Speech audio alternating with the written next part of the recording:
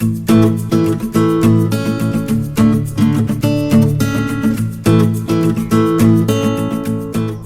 hey guys, welcome back. A few of you have been asking about the Samurai, and I haven't been working on it too much, just been dealing with work and other projects and stuff like that. But we're at the point now where I'm going to dive back into it.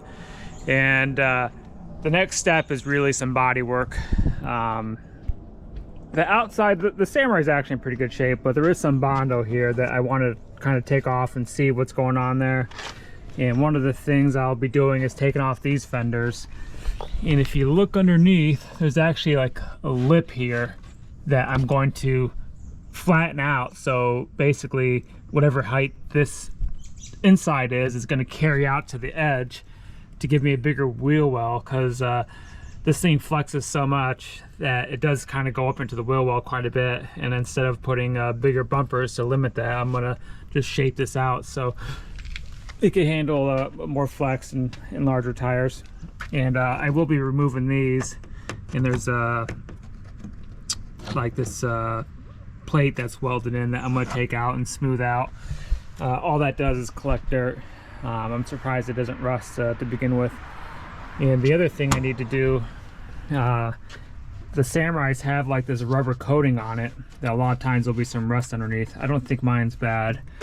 I do have a rust spot near one of the drain holes there. That's pretty good, and a couple spots underneath the seats. So what I'm going to do is just take the seats out, remove all the brackets that I kind of made temporarily, and make some real brackets so you can see how Suzuki Aero seats go in, and you know, fix all my rust spots.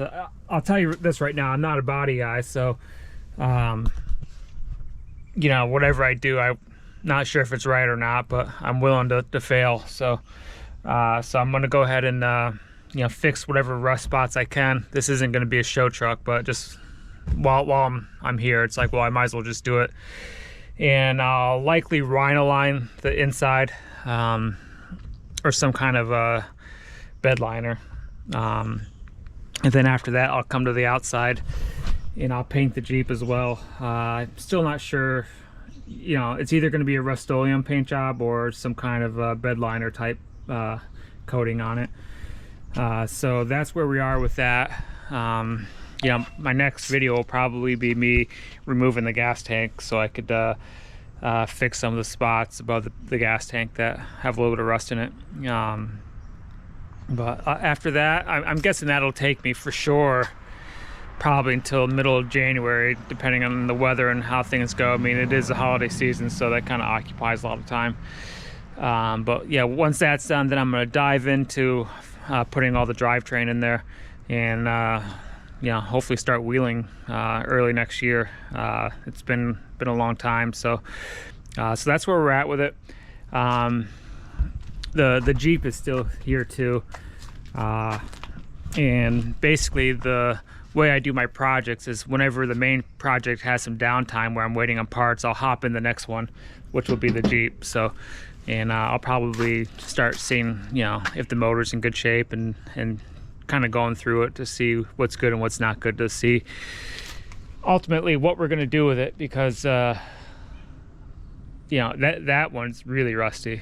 Well, definitely the body. The frame's actually not too bad, but you know, I don't know how much money I want to sink into that. So, but we'll just see what we got and go from there.